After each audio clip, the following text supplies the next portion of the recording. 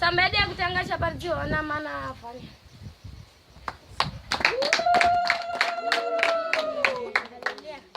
Haleluya.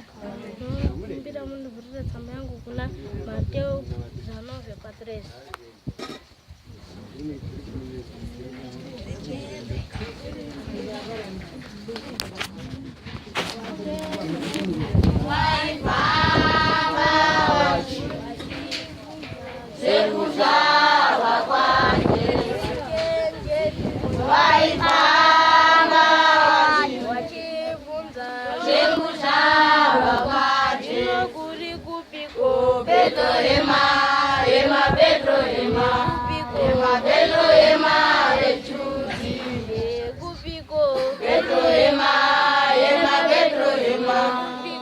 Pedro ema de Judy. Vai fama wachi. Leguzava kwa Yesu. Vai fama wachi. Leguzava kwa Yesu. Pedro ema Pedro ema Pedro ema de Judy. Amen. Sambeli chepale kuna Mateo 19 msuresho ku Jesu anokomborera wana. Jesus abençoa os meninos. Suresho karibu na Mateo 19 tunaona Yesu anakomborera wana. Amen. 13 Wanhu wakauya na wana wao waduku kuna Jesu kuti aise maoko ake pamusoro pawo achiwa namatira asi wadzidzi wake wakawarambidza. 14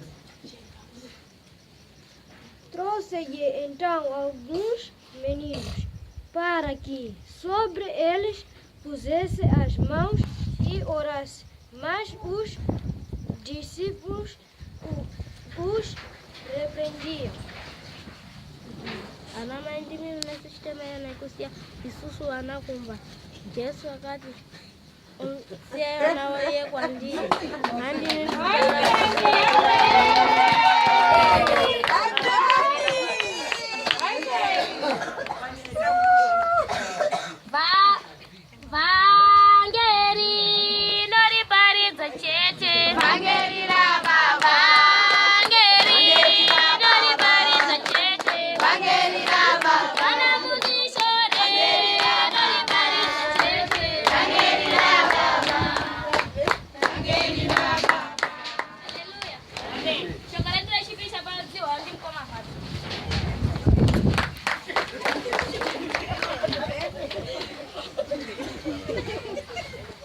Haleluya.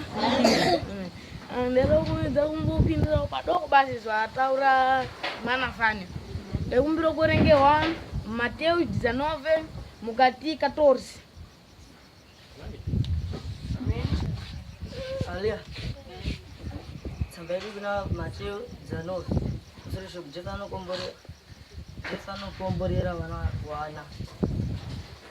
Pakati wose ipapo Jesu akati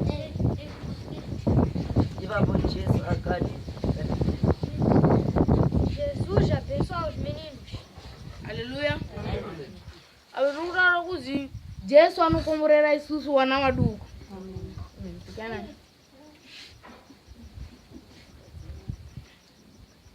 Amen.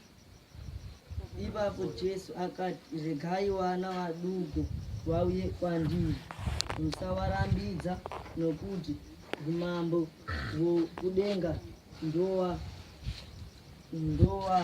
wanhu wakadai